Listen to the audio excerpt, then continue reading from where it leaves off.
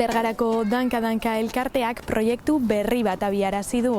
Hain zuzen ere, Senegaldik ekarritako oihalekin arropak egiten dabiltza. Elkartetik kontatu digute harrera oso ona izan duela eta guk proiektu horren nondik norakoak ezagutu nahi izan ditugu.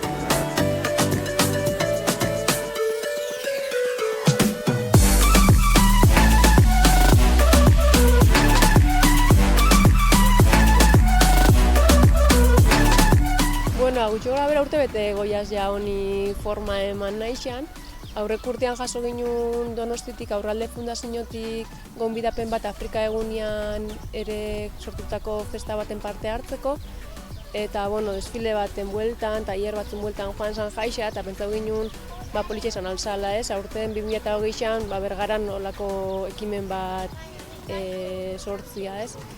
Jai horita gero, pixkatxo bat pentsatzen, ze forman ala jaun, zela antolatu alginun Bergaran olako ekimen batez. Orduan diru laguntza eskatu ginuan Zora Luze kooperatiban, eta erantzun oso positiboa jaso ginunez, martxan jarri ginen. Abuztuan Senegalen egon ginen, eta han oihal desberdinak eskuratu ginu zen abuztuan batzuk, eta gero abenduan beste hainbat, eta elkarterako bolondrezki dabilen kostun bat ibili da, negu guztian zehar jantzi desberdinak be sortzen.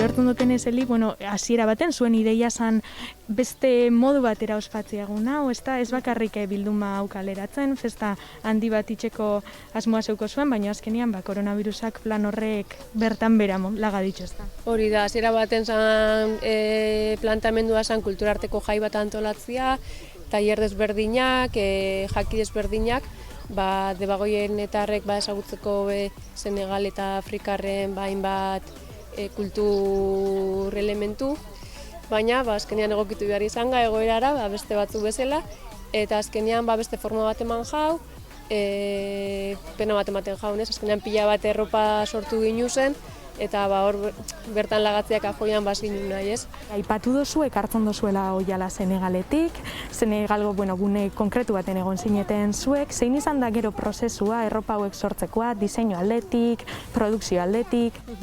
Senegalen oihalen kriston industria dago, auzo desberdinetan, Dakarren, aurkitu zeinke olako denda txikixak, eta oihalez beteriko torre luze handi batzuk, eta entzaten da sonamena, hainbeste kolore, hainbeste...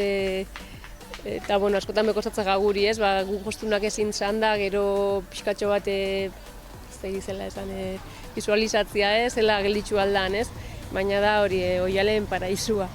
Orduan, aukerak eta hori inda gero, bertara etorri ginen, eta jostunak hitz egiten, pentsu ginen pixkatxo bat eskaintza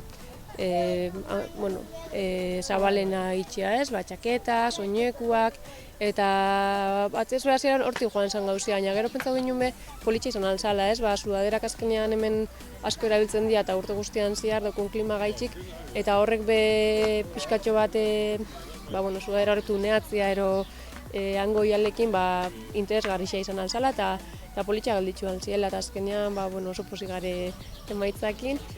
Eta gustu dugu azkenean topiko bat bena egin nuen apurtuz Afrikan inguruan.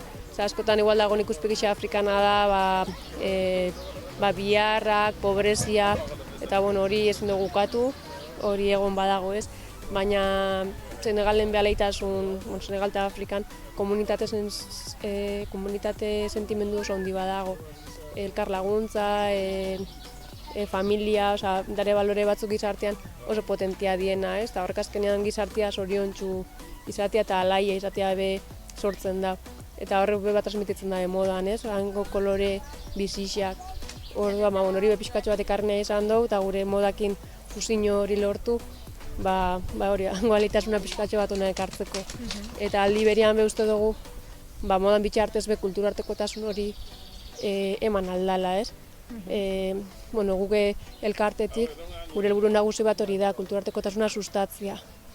Eta guk uste dugu azkenean harremanak, kultura ezberdina duken pertsona arteko harreman horrek aberasgarria diela elkartruke hori ematen da nian, ez?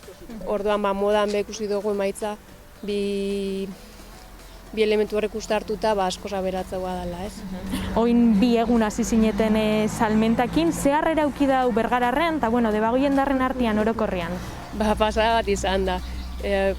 Atzo ostirala auki ginen mobila, baina zutan enkargu pila bat, Bergaratik hasita, Arrasate, Urretxu, Markina eta Beraztegiraino. Orduan hori, azkenean izan da harreria Euskal Herri mailan eta harritxuta eta pozik.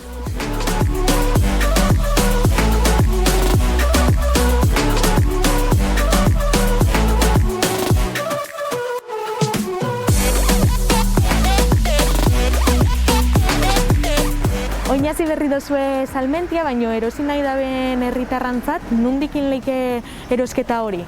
Hori, Facebooketik jota, edo Instagrametik ipiniz danka elkartea, hortik ikusilezke dauzkun produktuak. Eta YouTubeen badare bizo batzuk, hortik behaldia ikusi dauko guzen erropiak eta. Hain zuzen aurreko hastian inzinuten esango ginen katalogotxo hori, ezta?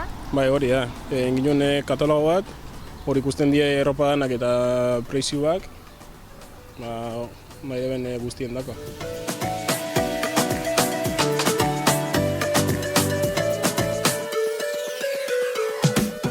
Bertatik, salmenta hortatik lortutako diruakin, ze helburu eramango dian aurrera? Oin momentuan nahiz da geldi egon zegoeria hola izan, proiektu potente badala Joangoaren kultura eremu baten eraikuntza. Eta, nahiz da finantziazioa ja bide pila batetik lortu dugun, bai entitate publiko zein enpresa Debagoieneko kooperatiba ezberdinen bitartez lortu dugu diru kantitatea, beti proiektuetan beti eduki behar duzu aurreikuspena ondixagoa, gero gastuak beti dira ondixagoa, ezta? Aurreikusitzakoa baino gehiago. Orduan beti datorra ondo eukitzia, eta gero aparte aurten finantziau dugu ikasle unibertsitarixuen pixua, eta horrekin beharritzen nahi dugu, biharra handi bada. Finantza duzue bertako Senegalgo ikasle unibertsitarioen pixua? Guarreko gu bertan gabizen lanian, kriston biharra dauzke, dakarren baduke batzuk familia, ero lagunak, baina hori zondo lusatu zure ikasle garai osuan, beste baten ditxian egon. Orduan aurten lehenengoz finantzatu dugu 15 ikasleentzako pixu bat, eta izan da pila bat balorau deben proiektu bat, asko kriston zaitxasuna dauzke ikasturte osua bat dakarren mantendu alizateko, eta bentzai etxe bizitza bat bermatuta lasaitxasuna handia da bai bera ikasleentzako eta familixantzako.